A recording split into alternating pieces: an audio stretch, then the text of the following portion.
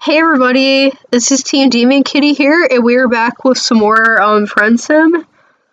Hopefully this will be pretty fun. So I guess let's get to it. Yeah, let's do this. Okay, so let's start.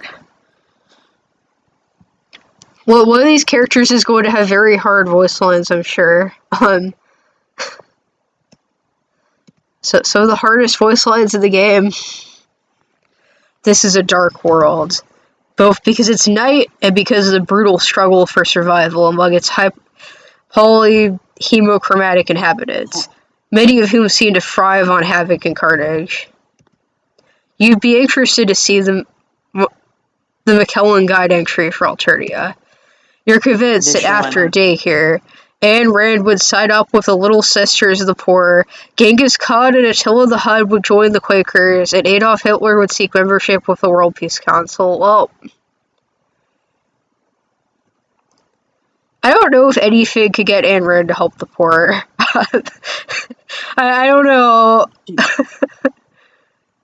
Well, also, Genghis Khan grew up in a world where it was pretty common to have your mother and or your wife kidnapped and forced into sex slavery, by which I mean that literally happened to him.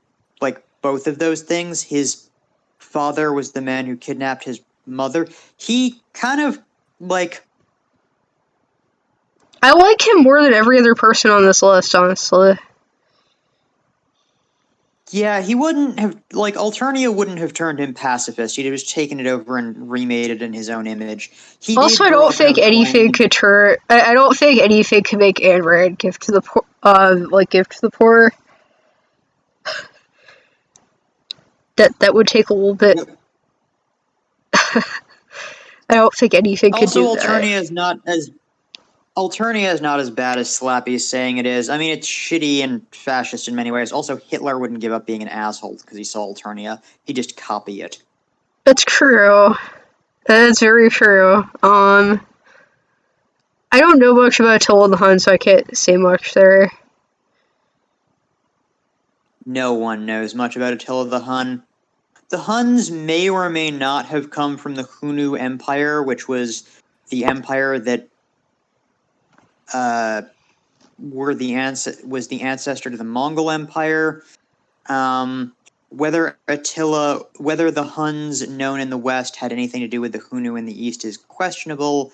Attila may or may not even have been one of them ethnically, because by the time they got that far west, they were pretty diverse. And as to what kind of person he was, I don't fucking know, and I don't think anyone does.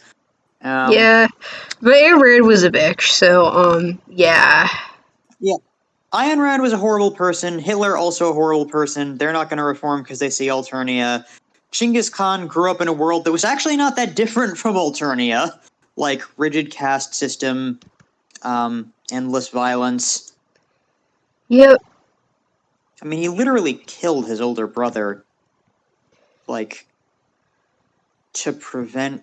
You know what? It doesn't really matter. Well, his older brother was a dick, and also, because of laws, was going to end up marrying his mother because he was his half-brother. Anyway. Yep.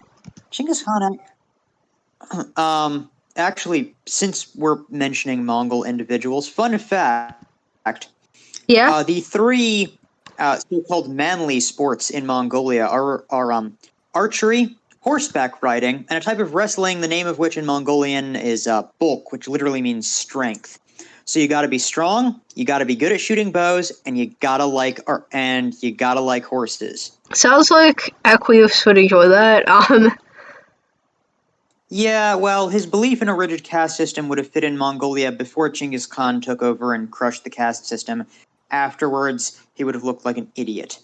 Yeah, that's also true. That's very true. Woo, Goblin's Law alert. Feeling a little dramatic tonight. Alright, I'm gonna save Caraco for last, because I think Caraco is gonna have an interesting route. Let's do Marsetti first. Is it Marsetti? Is it Marsti? I don't know. Marsti Hotek. I am weirded up with the name Hotek, because as far as I know, Hotek is a Korean, like, pastry. Well, Pastry dumpling thing. Man, I could do are with all right now. are you gonna voice Marcy? Also, it's a she. Sure. But yeah, I'll do the narrating. Despite a certain sense of pervading existential gloom that you haven't managed to shake, even after communing with the possible oracle/secret agent, you are feeling pretty alright. No more brooding in your cliffside apartment. You have a fresh first this evening, a first for friendship. You're wandering around a neighborhood and you haven't seen it in a while, just a few blocks from where you crash landed. Maybe you'll go pay a visit to the crash site of your ship, even though it's long since been stripped for parts by the local population, probably. Or maybe you'll try to find Diamond to say hi, though you're pretty sure he's still living the nomadic shrubbery lifestyle. Yeah, eating sewer hot dogs. You're just here for the nostalgia, honestly. Liz who? You hardly know her. Just then, from across the street, echoed two voices raised an argument. Well, one is soft and murmuring, and one is loud and honking. A rust-blood girl and a purple-blood guy are squared off in front of a patch of graffiti that blooms over the bricks like moss. The girl appears to be in the process of scrubbing it away. There's a mop bucket and a collection of sponges next to her. And I told you, shit is sacred motherfucking iconography, the purple blood is saying. So fuck the hell off, little red dumpling. The rustblood says something back that makes him laugh. The sacred iconography appears to be a collection of swear words and a couple colorful renderings of certain sections of troll anatomy you not yet had the chance to explore. I like how it says explorer. I don't know why. Wait, I just realized down at the bottom, does this mean tentables use your cannon?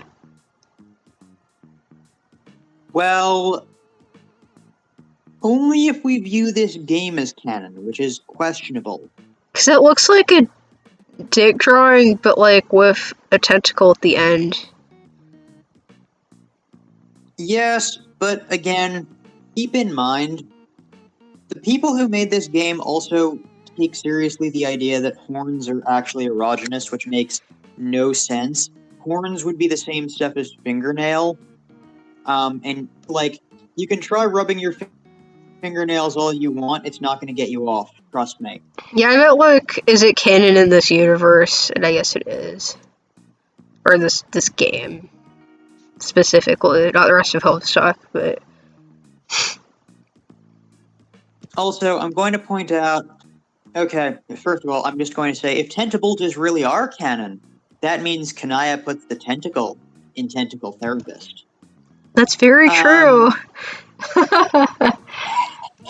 The girl with the bucket wrings her sponge out and stares the clown down.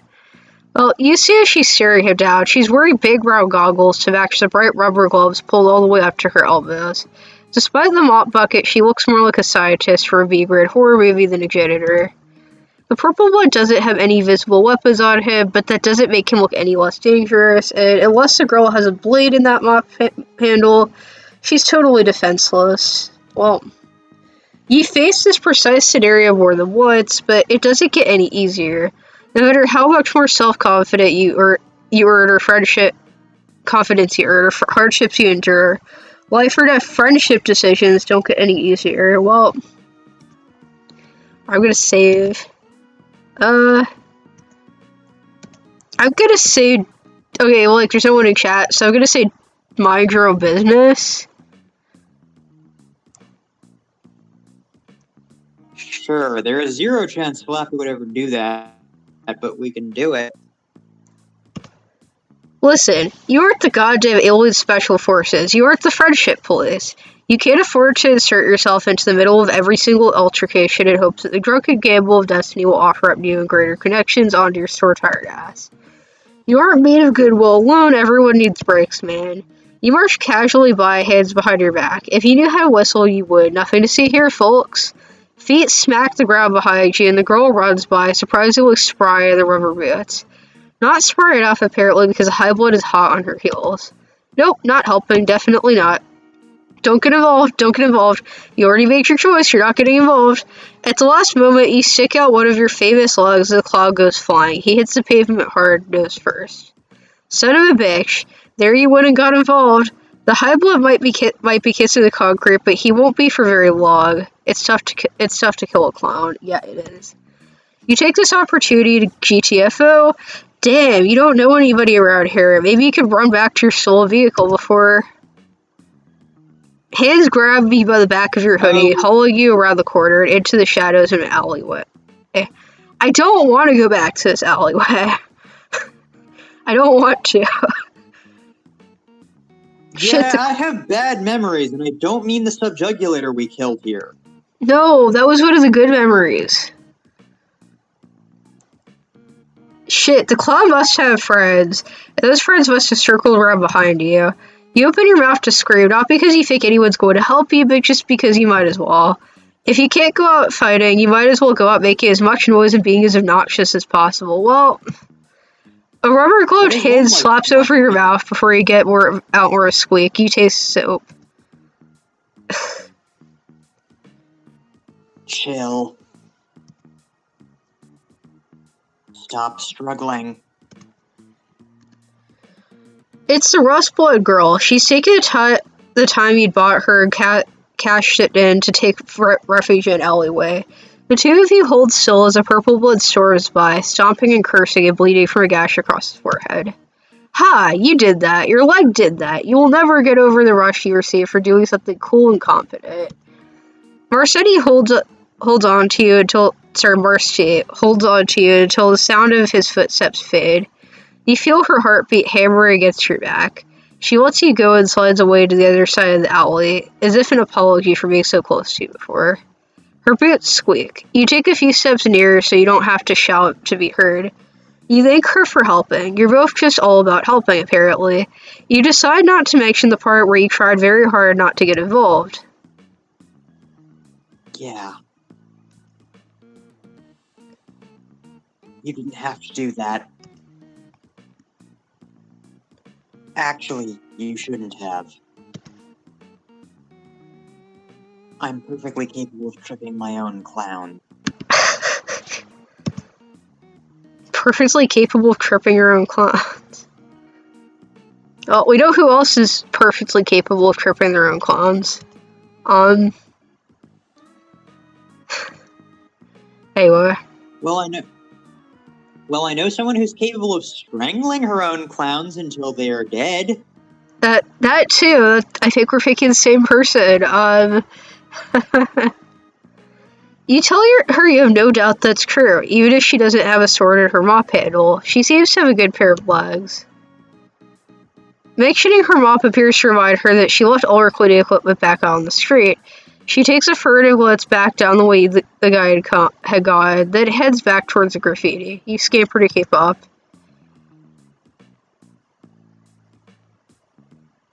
You shouldn't be out alone in a place like this. That's probably true. Not that I can really summon much gumption to care beyond this one walk down the street. But you did come here to die. But did you come here to die? Because that's what's going to happen if you keep this shit up. She's kind of right. She's kind of right, isn't she?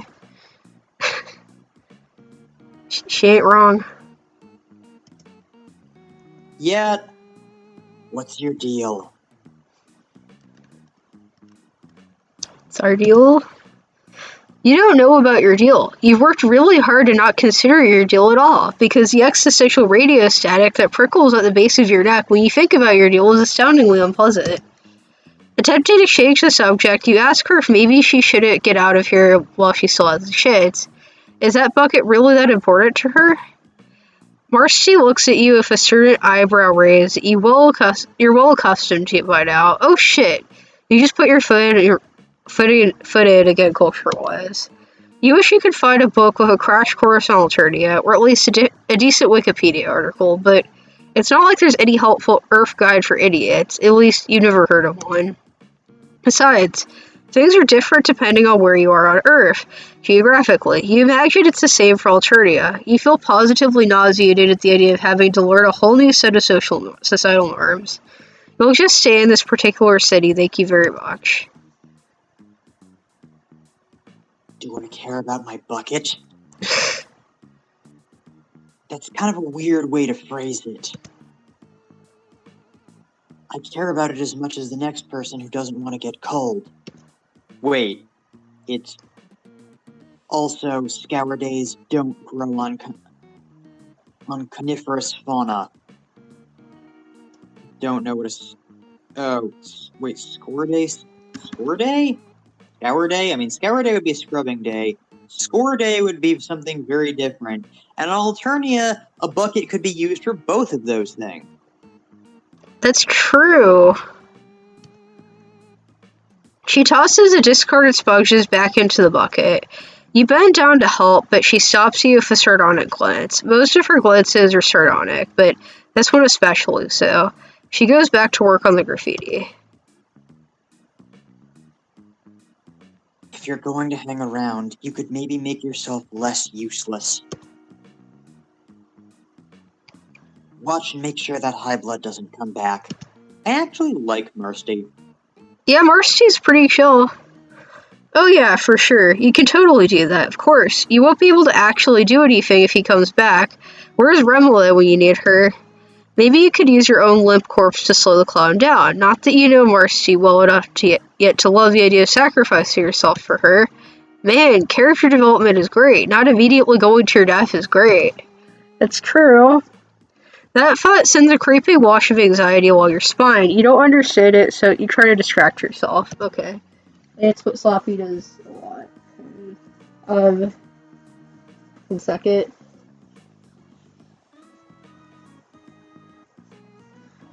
You ask Marcy if she just cleans graffiti or if she has other jobs. Okay, well, maybe not jobs. You know, No Boy Alternia has an actual job. Whatever I'm feeling, mostly. Today I was feeling getting rid of this incredibly ugly piece of shit drawing. Tomorrow I might be feeling dirty front doormats. Depends on my mood. Yeah, you def get that. You're also a person of...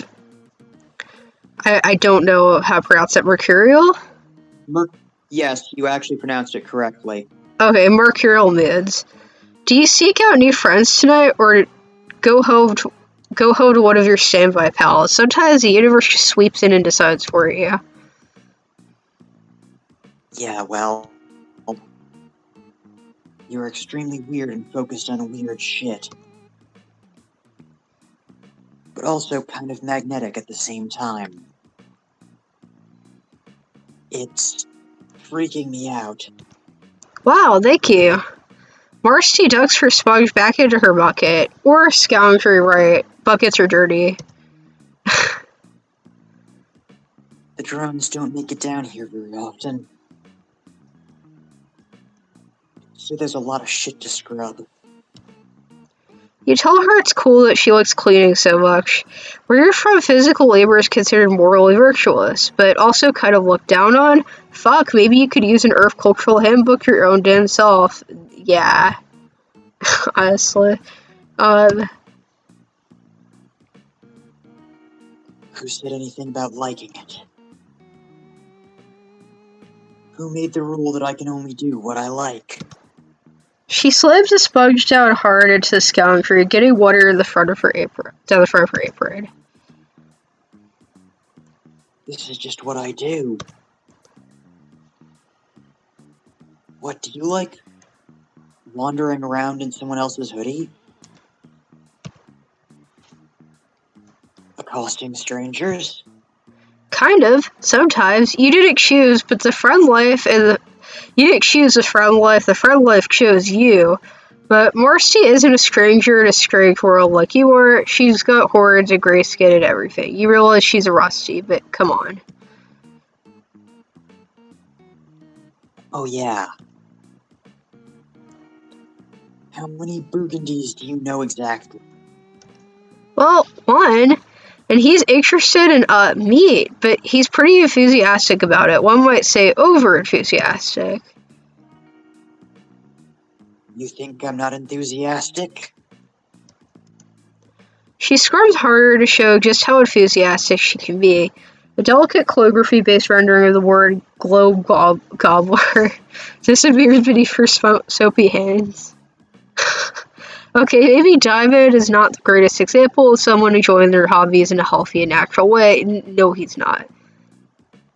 But you know plenty of other lowbloods with cool hobbies. Skila, Chishia, Kairava. That's true. All three of those characters have cool hobbies that they do in a healthy way. Am I supposed to know who these idiots are? Not all lowbloods know each other. Oh man, that's not what you meant at all. I'm not going to explain my life story to some random alien. Are you going to help or not? Well, oh well, you thought you were supposed to be keeping an eye out for clowns. Yeah, well, instead you're asking me invasive questions. So now help me scrub. Despite these mixed signals, you pick up a sponge and start cleaning. This is actually a lot harder work than it looks like, and your back and shoulders begin to ache immediately. If Marcy does this every day, she must be ripped under that jacket. She stops talking and you just clean alongside her, worried that you're royally screwing this up. You don't know how to fix it. The graffiti is quickly disappearing between your combined efforts, and you aren't sure how much longer she's going to put up with you after that. You've got to pull out the big friendship guns and fast. You ask, in your characteristically smooth style, what's she doing after this? Any plans? Just hypothetically. Who knows? Probably I'll just look for more shit to clean. Well, it just so happens that you know a lot of dirty places. Just exceptionally filthy. Oh yeah? Where? Let's save. I'm gonna say try downtown, but up to you. Okay, so Uptown is where the High Bloods live. And that includes Zebra. I Yeah, am not putting her anywhere near him. no. Downtown is where Also, Follicle and Cuprum live, though. yes, but also, I mean, that is where she lives. That's true. It's probably And she closer to here. likes. It's probably closer too. Plus, there's more to clean. Yeah, let's try downtown.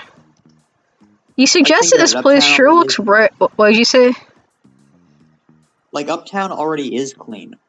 It is. The drones go up there all the time. You suggested this place sure looks right for some serious power cleaning, because wow, filthy. Yeah, I guess. I was planning on cleaning down here anyway. The drones mostly take care of the high blood neighborhoods. Interesting. Zebra had low bloods cleaning for him, but maybe he's the exception. Zebra is also a piece of shit. So yeah. I'm not here to explain cultural dynamics to you. At least, not for free. You consider mentioning that you were the main character, and that's totally deserving of cultural exposition, but you doubt she'd take that well. She probably wouldn't. Also, it's kind of a weird thing to say, so never mind that. You show Marcy and Ellie you recognize the one with the incinerator where Pilopa had gotten rid of her assassination disguise. Here, maybe? Too easy. Okay, well, what about this stretch of road where Remley killed a dude? There's still quite a bit of purple blood splattered around. Pretty good. But no. I don't have the right outfit for blood. Jesus, picky. Oh, sorry. Are my personal preferences inconveniencing you? No, but you're used to shit taking so long to pop off. Usually you've made a friend by this point. Oh, you haven't. Or you've been killed. You've been killed before? What are you, a purbeast? 9 lives? In retrospect, it was also a pretty weird thing to say. You meant it as a metaphor. Sometimes your internal monologue gets out of hand and spills out into your interlocution. Interlocution. I was close. Whatever, dude. You're considering just bringing her back to your place to clean up the mess you made there when you realize Marcy is no longer with you. You turn around to find her gazing down adjacent straight to an empty lot. Space gives you a brief twinge of recognition, before it fizzles away to nothing. That probably just deja vu. At first, you don't notice the person sitting on the tire pile because without her other half, her silhouette is underwhelming. Uh-oh. Oh god, not no! I mean, at least it's not no, okay. Well, I mean, she does need to be cleaned, that's not wrong. This is true. Having said that, I'm sure Skilla's ranch could also do with some cleaning, if only the outside of it. That's Why true. don't we just take Alright, Marcy okay. there? Oh, fantastic. Let me get my vocal voice. Hey, It's Normie. okay, take your time.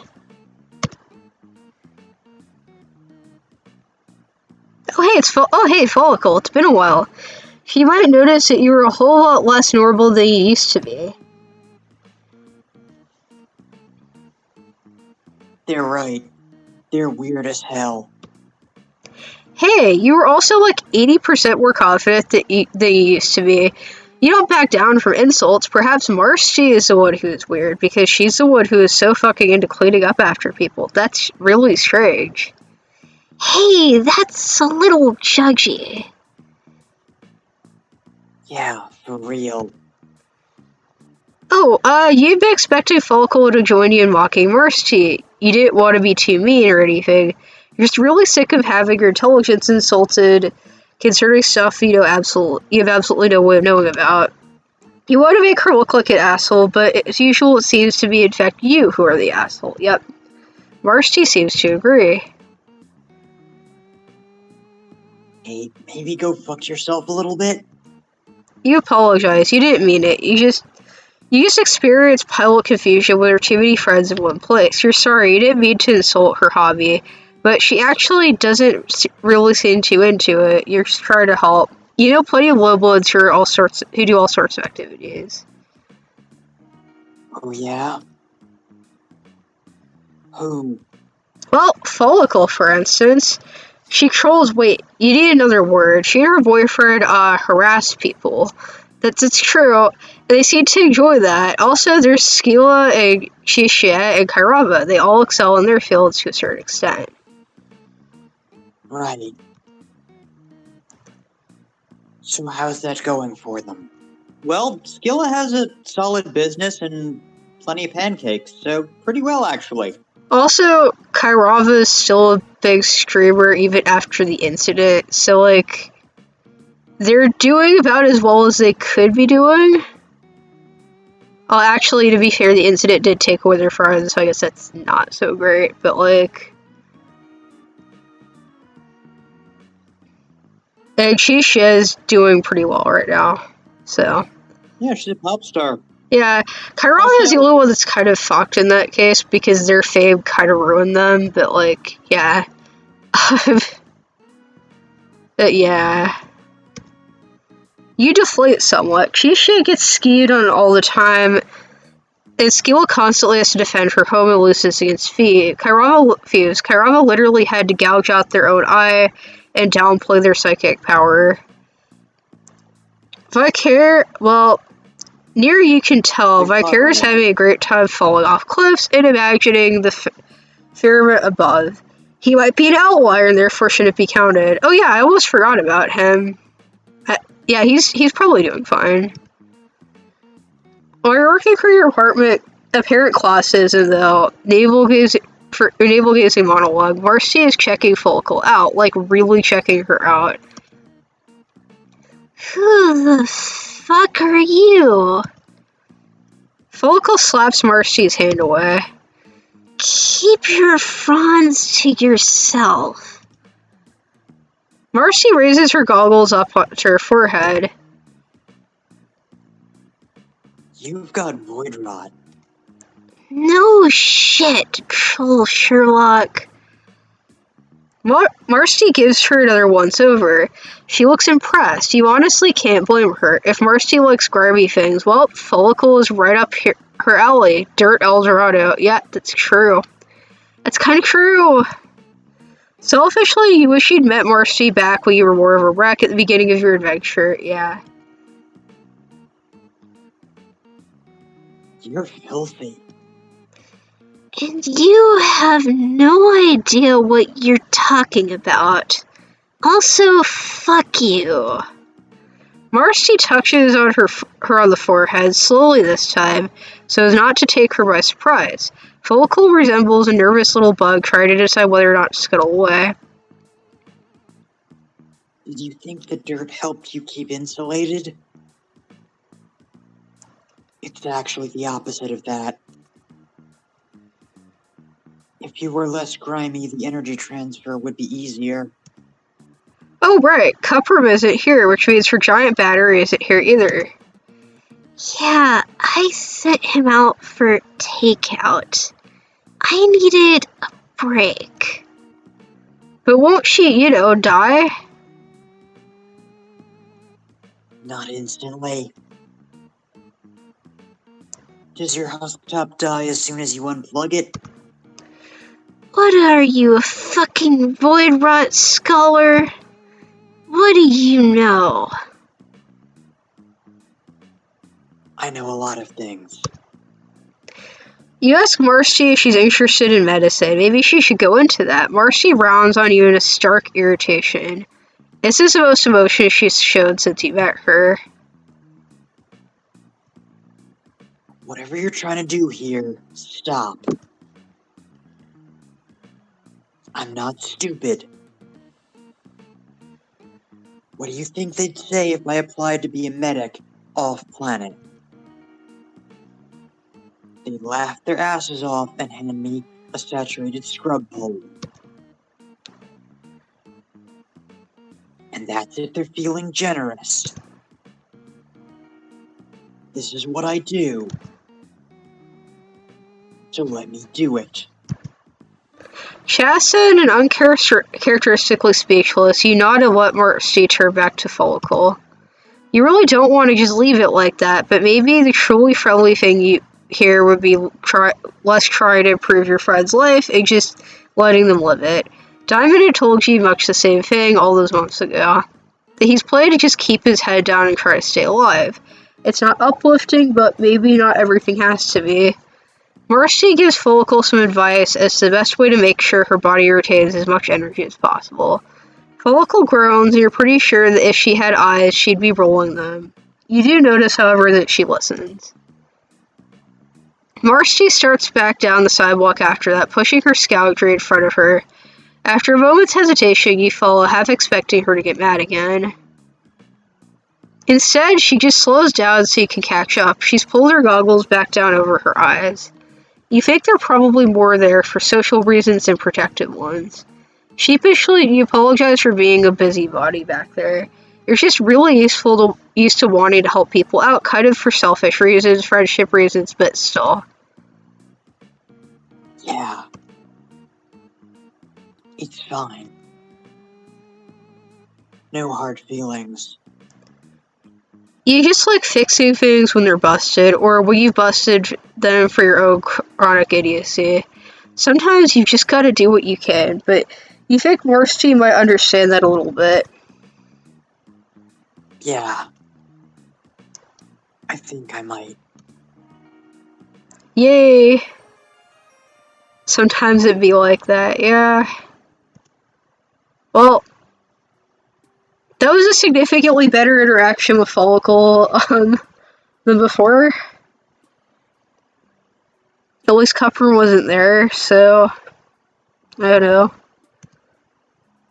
We didn't get sexually assaulted this time. No, which we is didn't. progress. We did it, so that's just a significantly better interaction right there.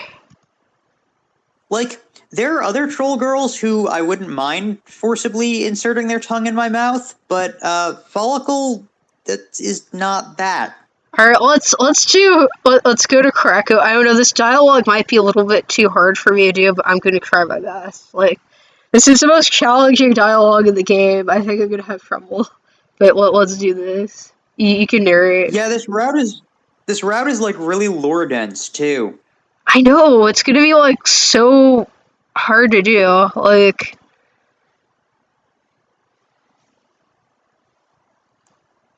Having learned the dangers of using the public thoroughfares, you've taken to dodging down byways and skulking in rear areas, trying to spy out individuals who look ripe for friendship while avoiding the more criminally insane denizens. I actually find the more criminally insane ones are more interesting. Also, this area is fucking beautiful. I want to go here. yeah, I do too. Just now, you're following a winding footpath through the undergrowth surrounding a neighborhood where the local hives are spaced far apart. You came creeping along this footpath for safety. You should have known better. The undergrowth here is like most of the other life forms on Alternia. Evolved to ruthlessly purge the gene pool of the weak and the reasonable. They don't have anything against the reasonable. No. Coiled, spring-loaded stalks with foot-long thorns flank writhing bushes with razor-sharp leaves, which in turn crowd tentacled flora with toothed lobes oozing liquid that hisses and smokes when it touches the ground. It still seems like a pretty beautiful place. I'd still want to go here. Yeah, no, I'm for this. I want this to be my backyard. Same. Like, can this please be my backyard? I would be totally cool with that. Extreme caution is needed. Just as needed in every circumstance on this planet. While your time on Alternia has gotten you accustomed to injuries, you still shrink from being impaled on sprung thorns and dissolved in acid. Well, okay.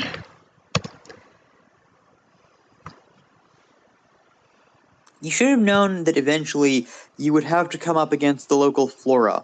So you proceed discreetly, avoiding poison fronds and trying not to step on trigger roots. But suddenly, your vegetative focus is interrupted.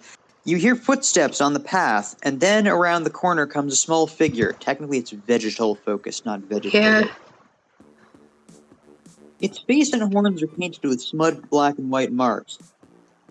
Despite its diminutive physique, it has some of the most impressive horns you've seen on any troll. I don't know, Chahoot had better ones. Yeah. Then the small figure sees you too, and is so startled it jumps a foot, impaling its horns in an overhanging tree branch and sticking there so that its small legs pump helplessly in the air. Oh no. Also, can we just acknowledge the 4 knives that are on his belt? Like, that's 4 knives. Yeah, I was gonna say, that is a lot of knives. I bet he juggles them. I mean, he could just be like an outdoors person. That could be the reason why, but eh. You don't HONK! need 4 knives for that. You beg the small person's pardon and assure him that you were fully as startled as he. You don't need 4 knives for survival. At best, 3. Probably, actually, if you know what you're doing, 2. Well, Maybe as few as 1 if you really know what you're doing. And you have the right knife. okay. You go on to explain that you are not dangerous, but that even if you were, you would not want to come into the strife with even a small person with horns of that size. HONK? Yes, you will be happy to help him down as long as he promises not to attack you with the many bladed weapons that are stuffed into his belt, or with the dozens of cans of inexpensive soft drink held in a bandolier across his chest. Okay, I actually kind of like this guy. He's got like a soda bandolier and a metric fuck ton of knives. Yeah, he's kind of adorable. He's kind of adorable. It strikes you suddenly that a neighborly gesture like helping someone whose horns are stuck in a tree branch can scarcely fail to kindle the light of friendship. You dare to hope this will be the case now. Edging forward, you get close enough to see that around the small clown's neck hangs a dog tag or ID necklace. You tilt your head and crane your neck to read the writing on it. Caracao Piero, I think. Piero. Sorry, my French only works in an African accent and or a Persian one. I mean, I can speak French if I have to, but no. If lost, call Branya Ursima. Well, Wait, what does Branya have to do with this jackass? I don't know, maybe Branya adopted him. Maybe Branya to be fair, I would probably also adopt him, even though I would suck as a parent, but yeah. I wouldn't. I only adopt stray wolf pups.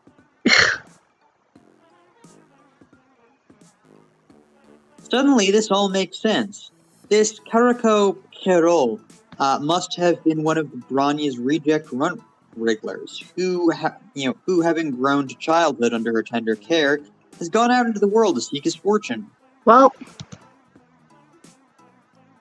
that would account for his small size, short legs, and small stature relative to his horns. You eagerly pull out your palm husk, happy for an excuse to pester your old friend. But you've got zero signal out here. If you want to pester your chum, there's an app for that. there is.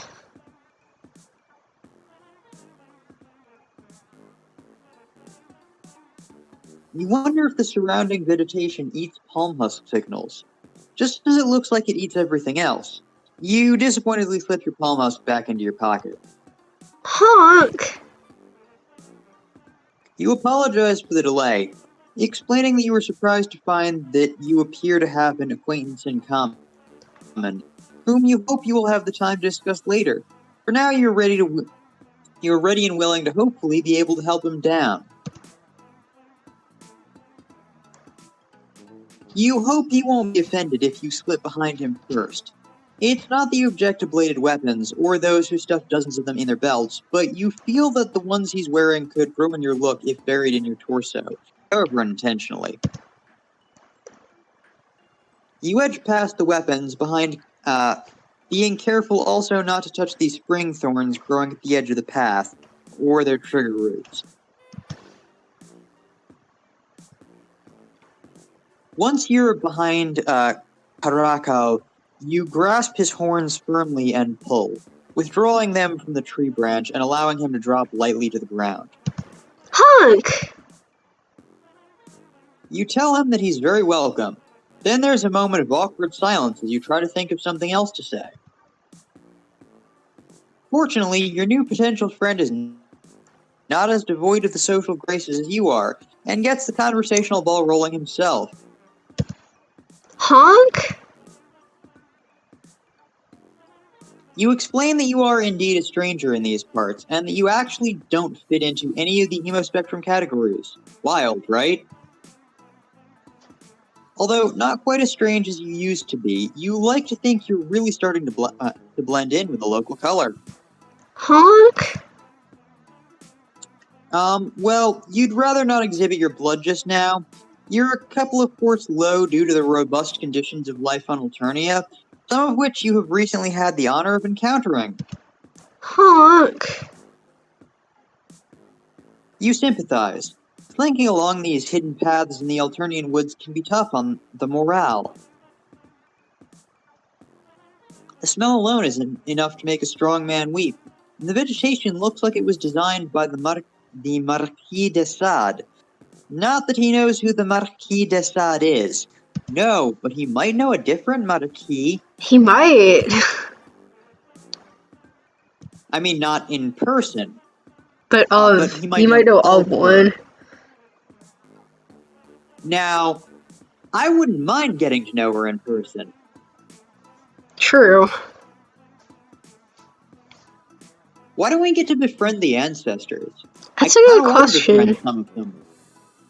Like, I would totally be friends with Mindfang. Yeah, that's true. That's true. Mindfang would be a great friend. By which I mean she would make me her plaything and probably kill me when she got bored with me, but it would be like I said, hashtag she'd work. be a great friend.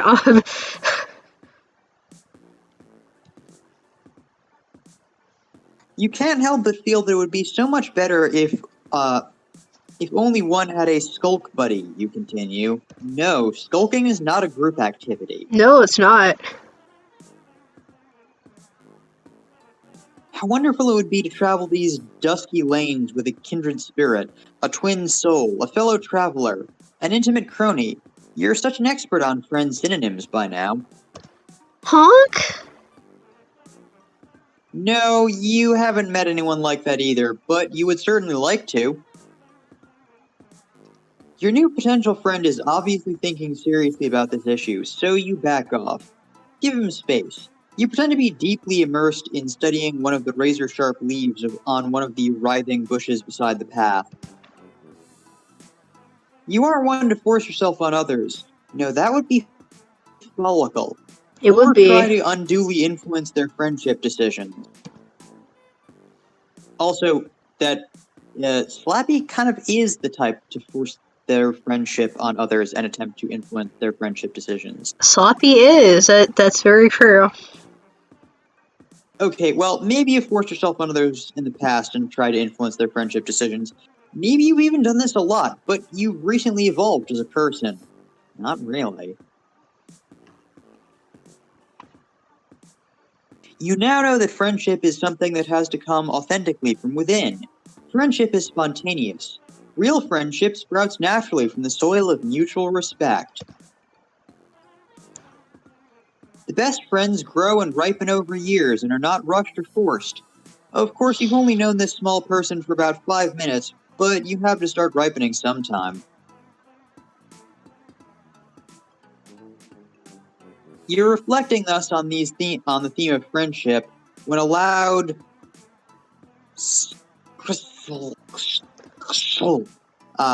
pours suddenly from the sky above you. Its crackling, sizzling sound like a chitinous thing with too many legs struggling in a hot frying pan. Karakau jumps so violent that he nearly gets his horns stuck in the tree again. Looking up, you see a floating metal object, vaguely troll-shaped, but huge, faceless, metal, and with numerous sets of lightning bolt-shaped horns coming out of its head and neck. Well, that would be a drone. Well, It's also not a very sparkling conversationalist. And it remarks in a flat, echoing blare. It elaborates further. HONK! Okay, save. I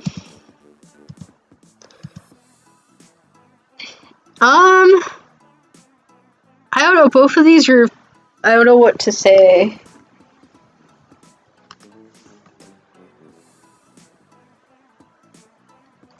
I'm gonna say run. I don't think we can fight it. Yes, but Slappy is an idiot. Something tells me we're not gonna fight a fucking drone, so... You run in a wild panic. It's a drone! Even the Alternian badasses you've hung out with have been terrified of the drones. Up close, it's one of the most terrifying things you've ever seen. And it's making noises which you didn't know they even did, and which probably means something sinister.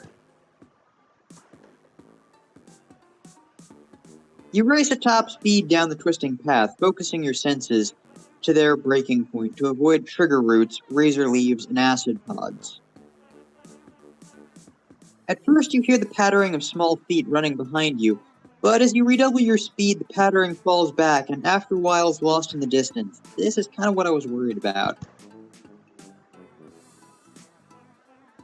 You sprint for what seems a lifetime before you finally catch your foot on a trigger root and go flying through the air, barely missing being sliced into 100 pieces of tumbling ham by the barbed spring vine that lashes across the path only inches behind you. You land in the dirt, wind knocked out of you, but otherwise unhurt. You lie there catching your breath and waiting, but nothing happens. No enormous metal monster whizzes down the path to impale you. No small clown-faced individual overtakes you on his short legs. Finally, after nothing happens, you pick yourself up and dust yourself off. You're alone on the path, and no sound of either friend or potential friend or foe can be heard. No birds sing, which is probably good.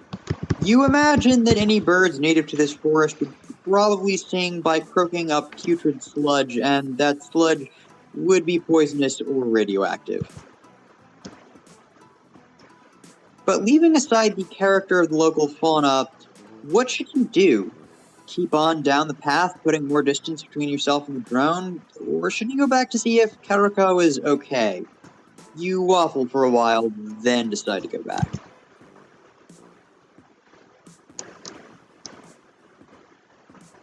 You sneak back along the path. You sneak a long way, but however far you go, there are no signs of either Karako or the drone. You don't know whether the drone picked Karako up and took him away, or disemboweled him and scattered the fragments, or whether Karako leapt into the undergrowth and hid, or escaped, or what. One way or another, you're all alone again on this path, though path through shit-smell forest. Guess that was not the right option. Well, okay, I guess we have to fight the drone. You leap to your proto-friend's aid. Thinking quickly, you push Karako against a large rock that juts out of the undergrowth nearby and jump in front of him, shielding him from the drone with your body. Then you pretend to be leaning against the rock in an attitude of tranquil repose. You know, frankly, Karako is in less danger than Flappy, considering that Karako is, if small, still a purple blood, That's and true. Flappy is an alien with a criminal record. That's very true. Like, that's incredibly true. Several of the bladed weapons in Karako's belt poke you in the ass, but you don't let this show on your face. Instead, you yawn elaborately and check your wristwatch. You don't have a wristwatch, but you don't think drones know what a wristwatch is anyway. And pretend to smoke a non-existent cigarette. Again, you're cigarettes are either. Well, but the drone has apparently taken an interest in you. It floats down between the trees and undergrowth and hovers above the path several meters from where you're pretending to relax against a rock after a long day of hiking through scenic shit-smell forest. It's quite a terrifying sight. Actually, the drone observes soullessly, making Karako jump so that several of your internal organs are threatened. However, you maintain what you believe the local populace would call a stiff upper whistle pillow. The drone's blank metal head studies you. Or it could be studying something in the opposite direction, or even taking the drone equivalent of a piss. You can't really tell from its expression because it has no features to make expressions with. This examination or non-examination continues for some time. But your diminutive potential friend is well hidden from view, and after a while, evidently concluding that you are in an inanimate object that makes unconventional gestures with its wrists and fingers, the drone floats upward again, gaining speed until, with a dreary it whizzes off somewhere to find another hapless non-standard citizen to euthanize.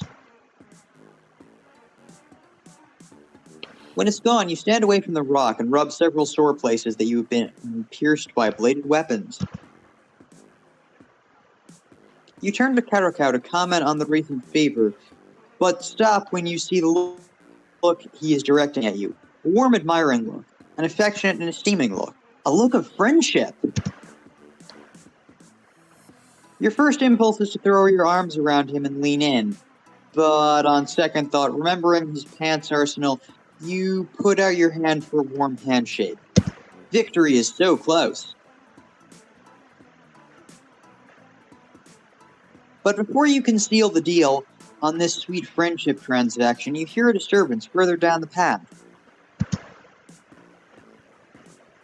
God, can't the narrative chill for one single moment? Especially a moment when you're about to consummate a beautiful friendship? No, it can't.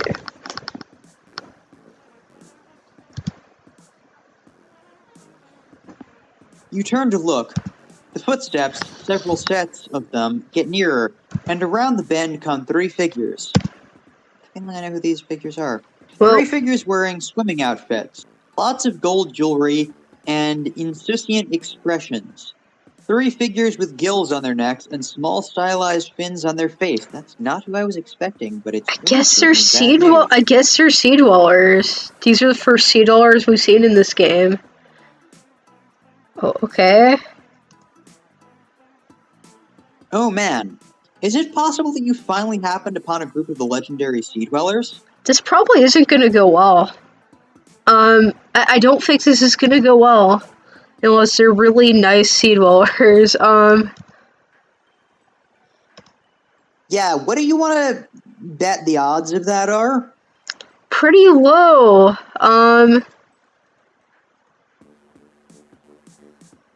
They stop short when they see Karakal. Obviously startled, they study you. You study them. Then Finhead Interloper number 1, in a one-piece and diamond earrings, whispers to her companions, and all three burst out laughing.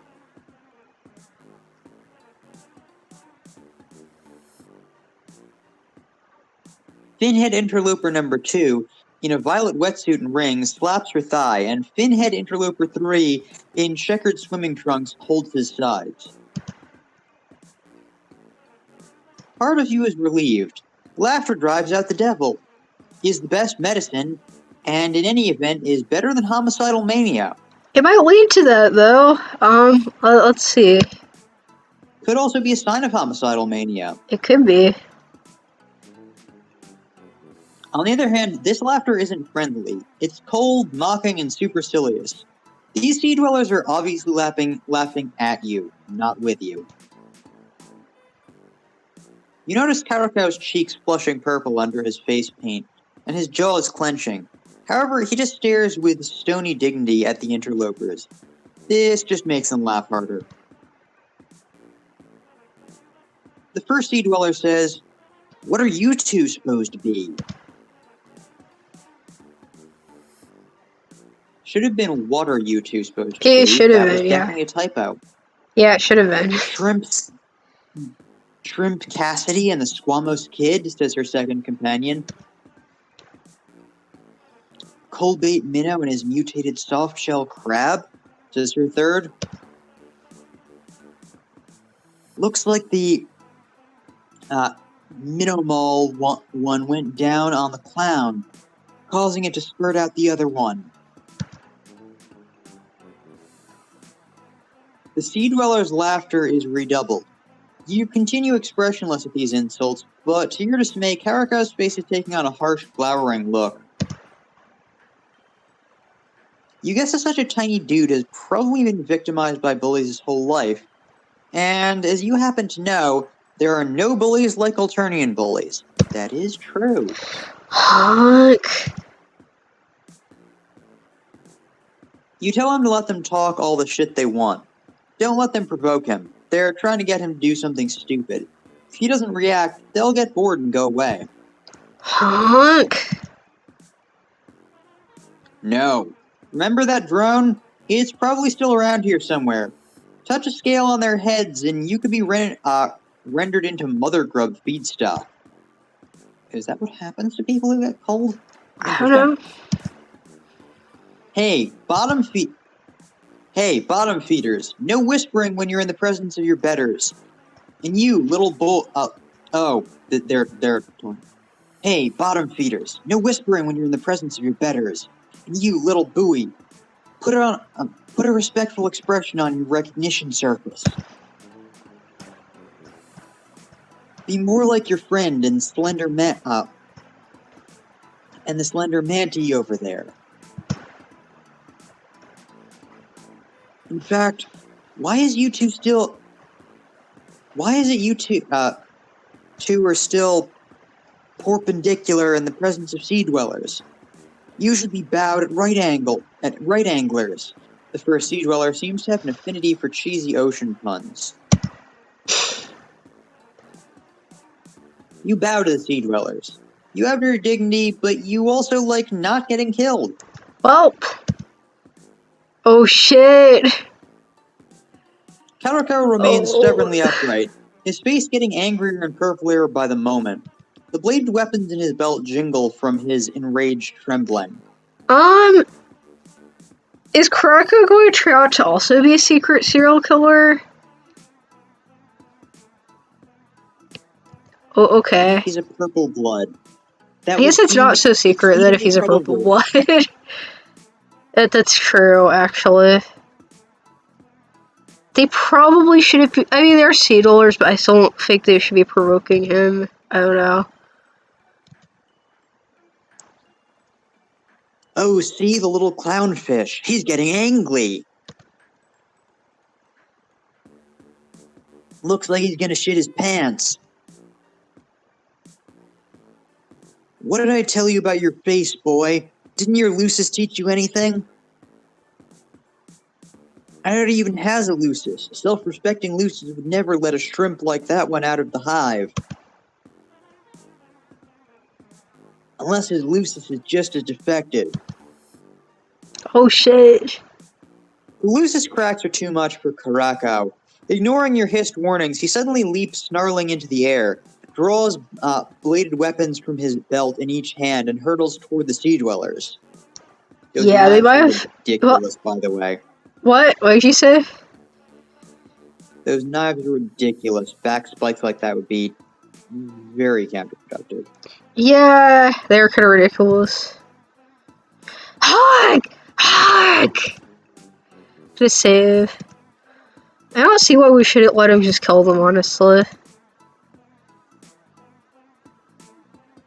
Like, why shouldn't we just let him kill them? Is there any reason why we shouldn't? Yeah, let's leave it. Let's help him fight. Let's help him fight.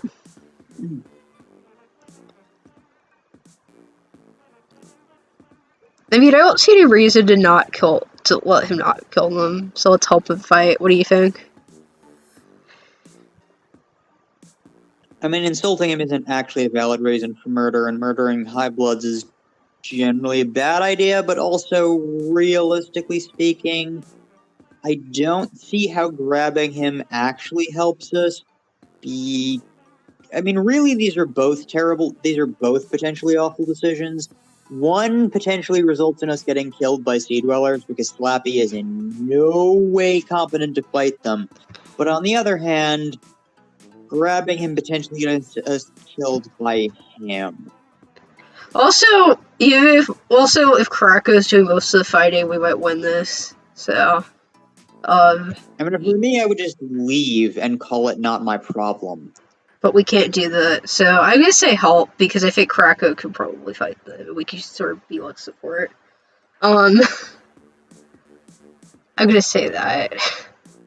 I don't know. Does that sound like a good idea? Whichever. If we die, we die. Not like it'd be the first time. Well, you leap into the fray to lend comfort and support. You would have counseled Karako to turn the other cheek and keep turning cheek after cheek until the sea dwellers got fed up and went away. But now that things have hotted up, you're not about to let down the side. Okay, I Hot It Up actually wouldn't be incorrect in British English, but the person who wrote this game was almost certainly not British. Yeah. Karako crashes into the Sea Dwellers, his bladed weapons whirling like a blender. You scamper close behind him and kick someone in the shin. It hurts your foot, but doesn't seem to have any other effect. These Sea Dwellers are made of tough stuff, or you're extremely flimsy. Science have recently pointed to the latter. I mean, probably both, honestly. Yeah, it's both, because I mean, in Pastor Quest Eridan's able to, like, just fall out of, like, a flying ship completely unhurt, so probably both.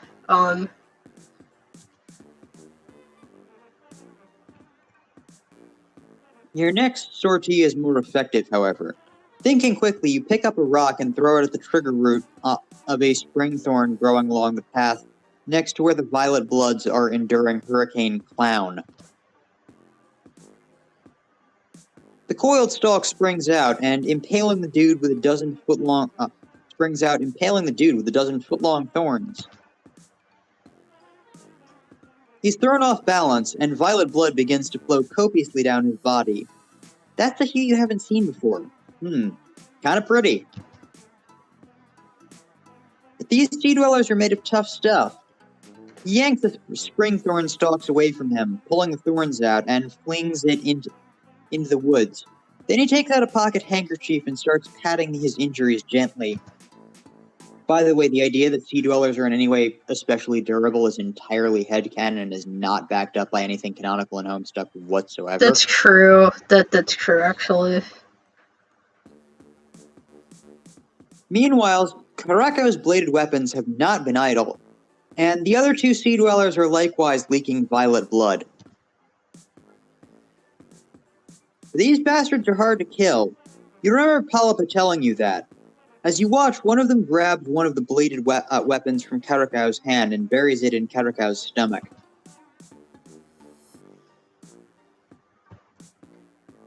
This, unsurprisingly, is distracting for the poor little clown. Allowing two of the finny sons of bitches to grab handfuls of bladed weapon from his belt and bury them in various parts of his body. You dance around delivering harmless kicks and curses. Karako is still wavering by his weapons, but he seems to be he's still waving his weapons, but he seems to be waving them more slowly now. Then, as more and more bladed weapons are buried in his body, he seems to lose focus. The weapons he's brandishing fall from his hand. Yeah, I was kind of worried this might happen. Finally, he falls to the ground in the center of the spreading pool of purple blood. Twitches feebly for a minute, and then is still. Yeah, here we should point out that while subjugulators are exceedingly hard to kill, they're by no means invincible, and this guy's small enough that he's probably actually not... I mean, with knives, it matters a lot less, because once you bring edged weapons into a fight, skill means infinitely more than size, but yeah. That's not good. No, generally the next thing that happens is you die. You stare in disbelief at the corpse of one who, if he had been spared just a short while longer, would have been your friend. One despised and rejected, a clown of suffering, familiar with pain. They had flogged him and mocked him and spit on him, and then killed him. You struggle to come to terms with this. When did they flog him? I don't remember that. While you were doing that, one of the remaining Sea Dwellers grabs you by the hair and suplexes you onto the ground. Your head snaps back and pain explodes behind your eyes. You're left lying on your back and trying to stay conscious, which is why you have a good view of what happens next. In the dark sky above you, something opens. Something even darker than the sky. A hole like a cave in the clouds. It widens until you can see that in the cave, a carousel with wooden horses mounted on brass posts rotates, the horses plunging up and down in time with the carnival music played by a mechanical organ. What? Riding the horses are naked store window mannequins, their legs flung awkwardly over the horses' backs, their stiff arms down by their sides in whatever pose they were created, their horns huge and wildly shaped. Is this a dirt carnival? I think it is. In the darkness above the carousel, other naked mannequins with plastic wings tied to their backs are supported on wires, and above these in turn a net of white Christmas tree lights twinkle against the roof of the dark cave or circus tent or whatever it is, throwing their dim starlight illumination down on the rotating carousel. As you watch, two of the winged mannequins break loose from their wires and fly down from that dark region into the night sky in the dimension Alternia occupies. Ooh, I think you mean into.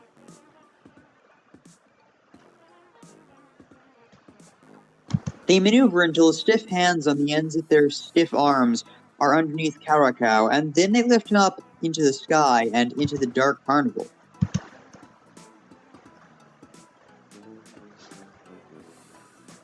You hear a last faint, reviving honk as they set him on one of the wooden horses, and then the hole in the sky closes, and there is nothing but the night sky above you.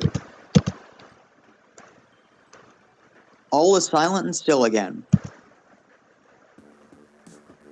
An odd feeling comes over you. You don't think you ever felt such a feeling. Just the reality of how utterly insignificant you are. Sure, you spent the last few months wandering with no desire but the desire for connection, and you are, in a way, being unique in this galaxy, but honestly, what does that even mean? Or you are being unique in this galaxy. You flit in and out of people's lives. There's 1 minute gone and they're 1 minute gone the next. Always moving from friend to friend. You are, for all intents and purposes, a virtual monentity, a bland point of view vector, a neutral second-person narrator, barely coming into the picture, a retiring entity expressing only a simple, one-dimensional desire for friendship. This is true, that is what you are, Slappy. Yeah. But just about now, you feel that things have gone pretty far, and just about now, you feel that you've had about enough. Enough of arrogant high-bloods. Enough, in fact, of short-wavelength chemotypes, carelessly and without compunction killing and maiming, and exploiting those of lower wavelengths, or those of longer wavelengths, of a survival of the fittest regime that seems to come down to survival of the most violent psychopaths. Nah. In this amoral is this a moral universe or is it not? No, the universe is not moral. The universe does not give a fuck about you or anything else. Yep. It really basically just wants to be in the lowest energy state, and that's all it cares about. Pretty much. You ask yourself, are repulsive cruelty and sickening evil punished in this universe, or are they not? Does an ethical force operate in this universe, or does it not? It doesn't. It doesn't. It does not. You don't know the answer to these questions, but you do know one thing. You intend to depart for once from your one-dimensional persona. You intend to punish repulsive cruelty and sickening evil if it comes within your ability to do so. You intend to create an ethical force field in your local region. You intend to exert some moral gravity right here around where you are, if you possibly can.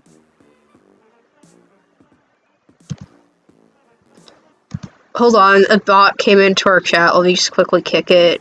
I'm gonna set it to followers only because I'm tired of these fucking bots. I'm legitimately a little bit tired of them. Hold on a second. Let's see, ban. There we go. Okay, we're good now. I can ban the bot. Okay. Alright, hold on a second. Okay, yeah, we're good. And you realize this odd feeling you're having seems to be drawing moral Higgs bosons out of the moral ground state, and right out of the fabric of this multicolored blood-soaked planet that heaves under your feet.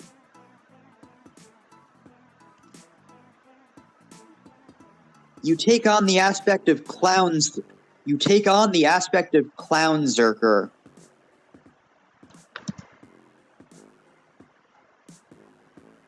Seizing 2 cans of inexpensive soft drink from where they fell from Karakau's bandoliers, you shake them and pull the pins. Then, with malice aforethought, you direct the twin streams to the Sea Dwellers. That's not going to help. You smell banana and strawberry as the deadly streams play upon them. Already weakened, they fall back with cries under the withering onslaught. As soon as the streams slacken, you take up 2 more cans, shake them, and deal out death unto the unrighteous. I don't think you're going to kill Sea Dwellers with Fago, I really don't. You smell peach and diet root beer this time, but no pity softens your heart. You wouldn't care even if it were pineapple watermelon you were spraying on these brutes. If these finheads are made of tough stuff, can you, game writer, did you not have the ability to think of any phrase other than made of tough stuff? Apparently you said not. that like 4 times now. Yeah. At least 3. Yeah. Rallying, even in the face of this intense onslaught, they push forward and, seizing some bladed weapons from the purple blood pool, advance upon you. What do you think was going to happen? If they weren't killed by knives, they're not going to be killed by Fago. Yeah, no shit. Not one step back, you vow to the memory of Caro. You stand your ground, in desperation, grabbing some cans of diet tonic water and club soda and opening up your batteries once again, but to no avail. A trident pierces you to the bone, followed by a scimitar, or a tomahawk, or short spear, and so many other bladed weapons that the sheer weight of them drives you to the ground, where your red precious blood flows in moderate streams, mixing with the purple blood of your proto-friend. This is the end, you realize, but you're glad you died in a righteous battle. You are glad you created even the tiny, sputtering, temporary moral force field in your local region that you did. What? You can feel your life and narrative point of view slipping away, but you are content. Yet what's that you see above you now? A dark space has opened up, even darker than the night sky, and 2 stiff-looking winged figures are descending. They land next to you and gently place their stiff hands under you. Then they ascend once again, lifting you higher and higher into the darker space. As you pass the boundary of the heavenly carnival, your life seems to revive within you. And as the fabric of the place closes around you, and the 2 stiff mannequins place you on a carousel horse next to Karakau, you realize that planets, universes, dimensions, realities, powers, principalities, and cosmoses come and go, but friendship is forever. Is that the good ending or the bad ending? I can't tell. Do we get a good ending or a bad ending? I mean, we died. Should we try the other ending? I'm unsure if that was a good ending or not. I think that might have been the good ending, though. But, like, we're dead in that ending. How would we do other routes? You can't make other new friends when you're... Well, okay, Thriskin made not only a friend, but actually an awesome girlfriend who I hope she gets back at some point. Because That's Cuttercat sure true. as fuck doesn't appreciate her. Yeah.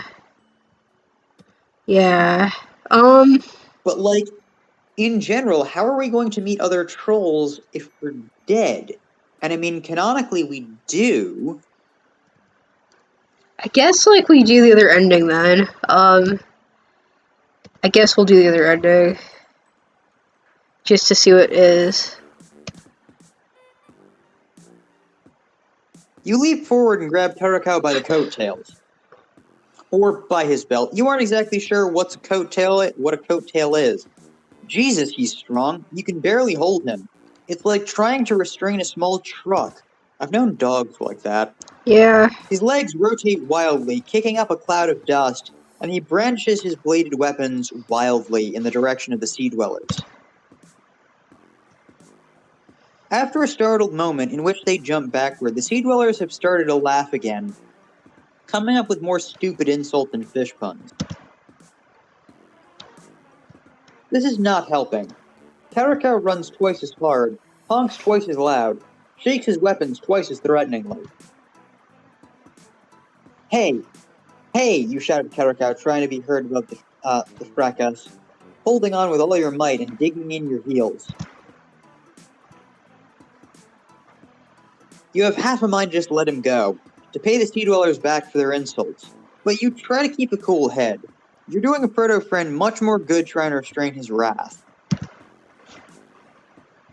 You've now succeeded in wrapping your arms all the way around him, and now you get in front of him, holding him back with straight arms, bellowing soothingly into his face and trying to avoid the bladed weapons he's brandishing.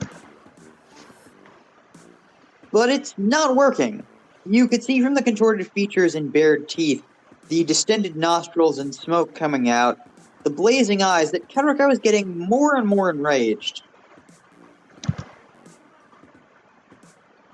And suddenly his rage seems to reach a kindling point. His body vibrates violently and his eyes grow huge and round.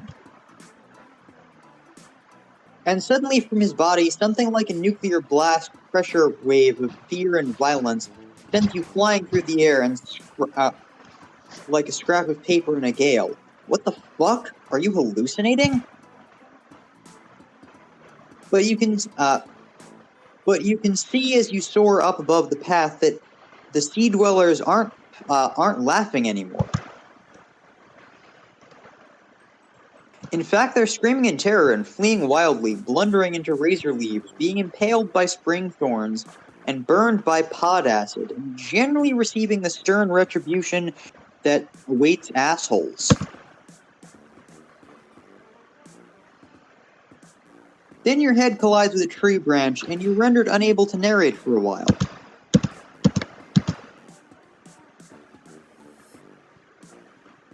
You wake up lying in the dust. As consciousness returns, you realize that you're lying on the path, and as it returns further, that a small clown-painted figure is seated next to you, quite calm now. He smiles fondly as he sees you sit up. HONK! You smile in return. You express relief that he realizes you are acting in his best interest, holding him back from the finheads. And now, though largely because of his unexpected burst of clown sorcery, or whatever that was, everything has turned out for the best. Karakaw holds up his arms for a hug. But then, remembering the bladed weapons in his belt, sticks out his hand. You shake it warmly. Okay, I guess that was a real good ending. Yeah. Yay. Okay, well... Yeah, we got the good ending music, too. Yeah. I can't hear the music, so yeah. Alright, well, that was pretty good. I don't know, that dialogue was kind of hard to read out for Karakaw. Like, that was the most complex dialogue in the game, obviously. But yeah. We definitely learned a lot about the world and who he is as a person. We definitely did, yes. We did learn that. Well, this was Friendsim. Please check out our coffee. We're going to be streaming again on Monday, so please come watch that. We'll have probably day stream too. But yeah, until then, this is Team Demon Kitty out. Thank you guys for watching.